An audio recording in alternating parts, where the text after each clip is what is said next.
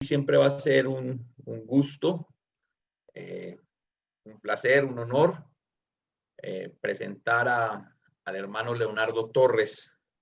Es un hermano amado por el Señor, que tiene un gran deseo y que trabaja mucho por la obra, pero a él le gusta mucho arrancar obras de cero. Él le gusta evangelizar, le gusta mucho el campo misionero.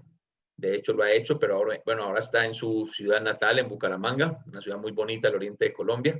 Ya ustedes saben lo que yo pienso de Bucaramanga. Hermano Leonardo, por favor, abra su micrófono y predíquenos la palabra de Dios, hermano, esta noche. Amén. Gracias, Nestícor, por sus bellas y lindas palabras. Gracias por sus finos deseos.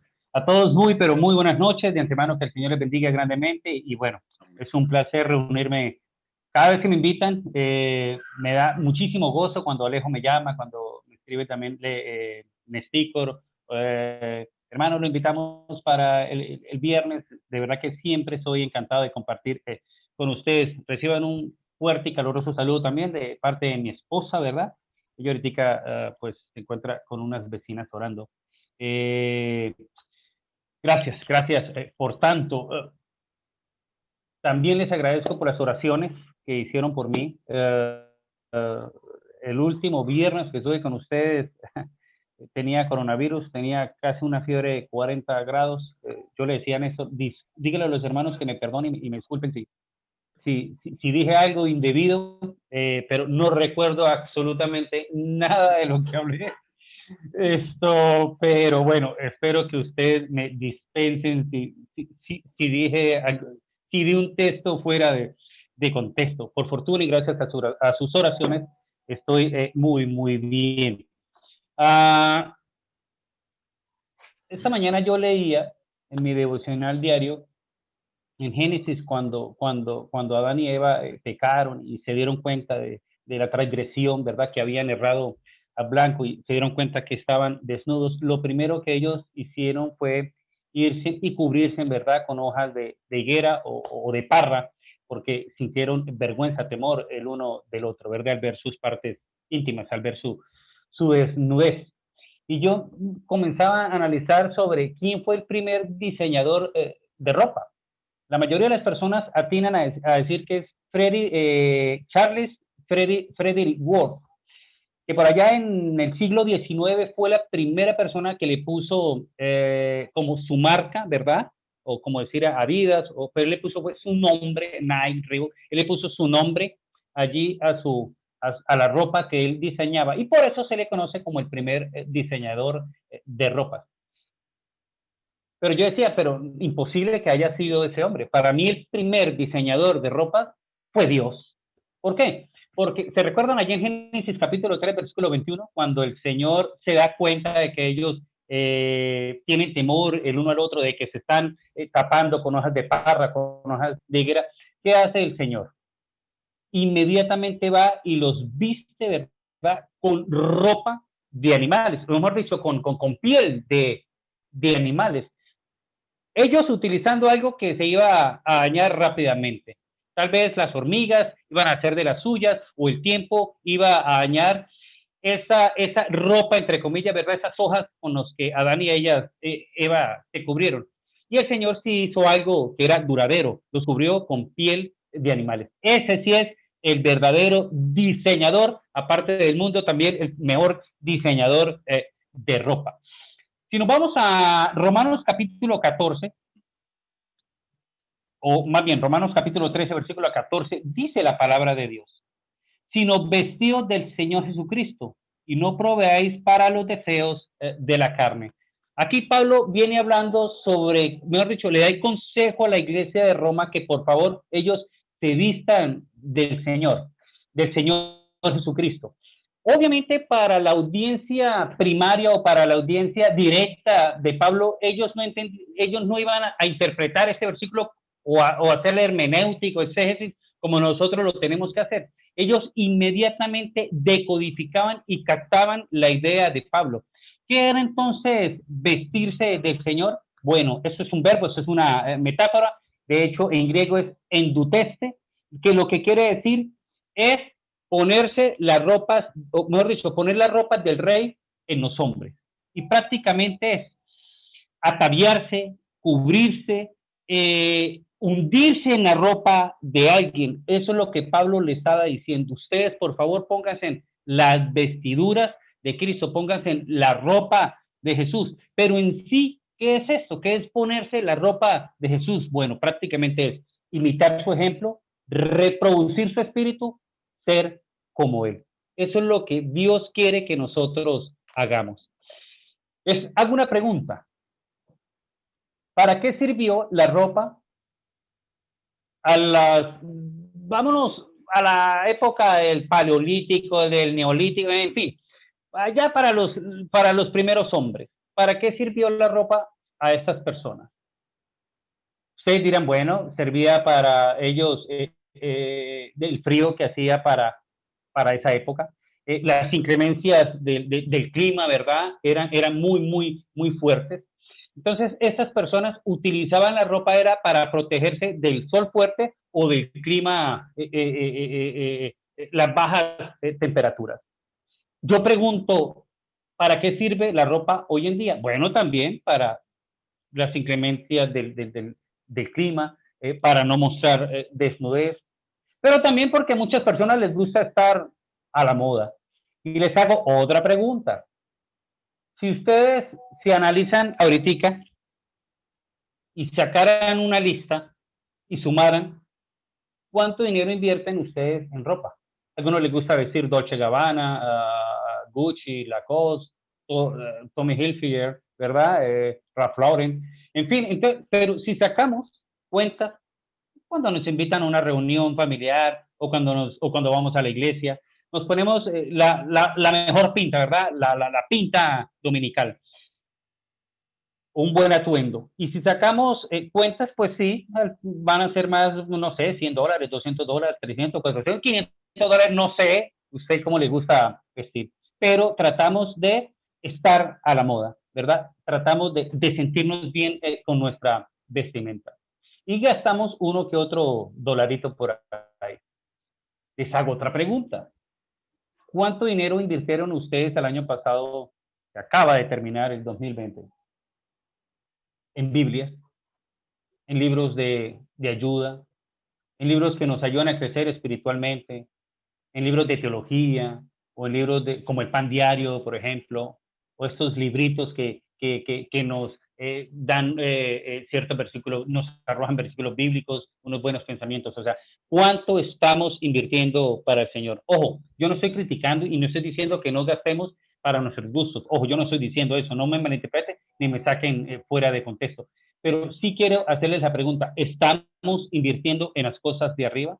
¿Estamos nosotros depositando dinero a todo aquello que nos ayuda a crecer espiritualmente? ¿A todo aquello que nos ayuda a imitar a Jesucristo? ¿A todo aquello que nos ayuda a reproducir el espíritu de Jesús? ¿Estamos comprando cosas que nos ayudan a ser como Jesús? ¿Hace cuánto que usted no compra una Biblia? Le hago yo esta pregunta. Algunos dirán, uff, cualquier cantidad de años. O hay unos que se preocupan, ¿verdad?, por estar actualizados con diferentes versiones, porque pues les gusta estar leyendo la palabra de Dios. Les invito en el nombre de Jesús que tratemos por todos los medios de invertir para Dios. Todos tratamos de andar a la moda, sí, yo no estoy diciendo que está mal, pero la prioridad de nosotros es poner la mirada siempre en Cristo Jesús. Ahora bien, si las personas te miran, ¿qué es lo que ven? ¿Te caracterizas por algo? ¿Llamas la atención por algo? Mire, ayer en la clase, precisamente ahorita escuchaba que estaban orando por Iván Lastragame. Él opera en el lunes a las 4 de la tarde. Y precisamente estábamos en clase con él de la maestría. Y yo le decía allí a los compañeros que los miembros de la Iglesia de Cristo como que en ocasiones no nos distinguimos por nuestra vestimenta. Si ustedes ven un mormón, inmediatamente se dan cuenta que él pertenece a esa denominación, ¿verdad? O si ven allí, aquí en Sudamérica o en Centroamérica, se ve mucho los testigos de Jehová con su paral de madera, donde ellos tienen sus trataditos, o los pentecostales con sus faldas largas, ¿verdad? O sea, la verdad, los miembros de esas denominaciones se caracterizan rápidamente, inmediatamente nosotros los identificamos, pero a nosotros nos identifican como miembros de la Iglesia de Cristo, a nosotros nos identifican como hijos de Dios, a nosotros nos identifican rápidamente como discípulos o seguidores o como miembros de la Iglesia del Señor. Nuestros vecinos saben que nosotros somos miembros de la Iglesia de Cristo. Nuestros vecinos saben que nosotros somos miembros o hijos de Dios. Si no lo saben, créame lo que deberíamos comenzar a preocuparnos, porque no estamos invirtiendo en las cosas de arriba, porque no estamos dando ejemplo a los de afuera, porque no estamos dando testimonio, ¿verdad?, a nuestros coterráneos o a nuestros vecinos o a las personas que se encuentran alrededor de nosotros. Les ruego en el nombre de Jesús que por favor nos vistamos de Jesucristo, que nos pongamos sus vestiduras, que nos ataviemos de Él. Por allá en el Antiguo Testamento, en Números, capítulo 15, el Señor le dijo al pueblo de Israel que se hicieran túnicas, y esas túnicas en las 4 esquinas, con esos flecos ellos iban a recordar que tenían que obedecer los mandamientos de Dios, y también que eran un pueblo especial. Esa moda, por llamarlo de alguna manera, ellos la llevaron durante muchos años. De hecho, se piensa que el Señor Jesús utilizaba esos mantos con esas 4 borlas. Se considera, y dicen los teólogos, los eruditos, que lo que la mujer del flujo de sangre le tocó a Jesús fue una de esas borlas, esos hilos largos, colores morados en sus 4 esquinas, ¿verdad?, que utilizaban los judíos, que eso fue lo que tocó esta mujer. Por allá los enfermos que también sanó el Señor Jesús en Genezaret, también se considera que ellos tocaron fue esa borda. El Señor también prácticamente estuvo a la moda, por llamarlo de alguna manera, con esos atuendos. Obviamente no era para llamar la atención, simplemente era para recordar que ellos tenían que ser obedientes a la palabra de Dios, obedientes a sus mandamientos, y también que eran un pueblo especial. Yo no les estoy diciendo que compren cierta cantidad de ropa o ropa de marca o de cierta marca, no. Pero sí les quiero decir algo. Nosotros somos un pueblo especial. Nosotros somos real sacerdocio, nación santa, pueblo adquirido por Dios. No se les olvide nunca que nosotros ocupamos un lugar muy especial aquí en la tierra. Nosotros somos los agentes de cambio. Nosotros somos las personas que son llamadas a llevar el evangelio de salvación, a hacer luz a las naciones, a demostrar, no con nuestra ropa, sino con nuestra conducta, con nuestra forma de hablar, con nuestra forma de proceder, que somos hijos de Dios. Nosotros somos los llamados aquí en este momento a llevar buenas de salvación. Mire, cualquier cantidad de personas están muriendo por esta pandemia. Las personas están atemorizadas, las personas están llenas de miedo, las personas no hayan qué hacer. De hecho, aquí hace poco un niño de 14, otro de 9 y otro de 7 años se suicidaron. O sea, es increíble. Las personas se están suicidando por temor. ¿Qué estamos haciendo nosotros para llevar un mensaje de esperanza a todos, al mundo que tiene tanto temor? Ojo, nosotros somos los que Dios ha escogido para llevar, para sazonar la tierra, para llevar un mensaje de esperanza a este mundo perdido. En 1 Corintios capítulo 1, versículo 11, mire lo que dice la palabra del Señor. ¿Lo recuerdan? Cuando Pablo le dice a la iglesia de Corintio: sé imitadores de mí, así como yo soy de Cristo. Eso es lo que nosotros tenemos que hacer. Vestirnos del Señor, reproducir su ejemplo, reproducir su espíritu, imitar el ejemplo de Jesús, también imitar el ejemplo de Pablo, ¿verdad? Porque fue un hombre irreprensible, fue un hombre que vivió 100% consagrado al Señor. Cuando Pablo dice que sean imitadores, lo que les está diciendo era: reproduzcan también mi ejemplo. ¿Se recuerdan allí cuando Pablo le dice a Timoteo: usted es ejemplo en palabra, en amor, en fe, era lo que Timoteo también tenía que hacer, ser de ejemplo a las demás personas. Y ese ser ejemplo, en el griego prácticamente se traduce también como clonar. Precisamente en 1997, un mismo día como hoy, un 22 de febrero, se hacía la primera clonación de la famosa oveja Dolly. Algunos pues estuvieron en contra de esto, no voy a hablar si estoy a favor o en contra, pero sí hubo la primera clonación del primer mamífero, ¿verdad? Con una célula madre, y de allí sacaron una ovejita hecha por prácticamente por la parte científica. Esta ovejita solo duró 7 años. Simplemente traigo este ejemplo porque cuando Pablo dice, sé imitadores de mí, lo que está diciendo, hey, clonen todo el ejemplo que yo les he dejado a ustedes. Y Pablo es un muy buen ejemplo que nosotros podemos seguir. Un hombre que le escribe a Timoteo, hey, sé ejemplo a las personas en amor, en fe, en espíritu, en paciencia, en fin. Sé ejemplo a esas personas. Cuando Pablo le está escribiendo esto a Timoteo, Timoteo se encuentra en Éfeso y Pablo se encuentra preso en Roma. Es la última carta de Pablo, segunda de Timoteo, ¿verdad? Dentro de las epístolas pastorales. La última carta que Pablo escribió. Uno pensaría que un hombre que está a puertas de su muerte, pues su pensamiento sería otro. Pero al contrario, él decía, no, sigan adelante. Ustedes sigan perseverando. Hey, Timoteo, sufre tribulaciones. Hey, Timoteo, sufre penalidades, pero siga adelante, no tire la toalla. Eso es lo que nosotros tenemos que hacer. Estamos viviendo momentos difíciles. ¿Vamos a tirar la toalla? ¿Vamos a dejar de confiar en Dios? ¿Vamos a dejar de congregarnos? No, Señor. Vamos a tomar el ejemplo de Jesús. Vamos a tomar el ejemplo de esos grandes hombres que nos han antecedido y vamos a tratar por todos los medios de vivir conforme a la voluntad del Señor. Vamos a vestirnos o vamos a ataviarnos con las vestiduras de Jesucristo. Para atrás, como dicen aquí en Colombia, ni para tomar impulso. Se cuenta que Alejandro Magno, creo que esta historia alguna vez se la compartí a ustedes, pero es que me encanta. Se cuenta que Alejandro Magno, cuando él llegaba a conquistar otra nación con su vasto ejército, y cuando llegaban en barcos, apenas se bajaban la tripulación o apenas se bajaban todos de los barcos, lo primero que hacía Alejandro Magno era mandar a quemar todos los barcos, y eran muchos. Apenas se bajaban todas las tropas, todo el ejército, él decía, quémenlos.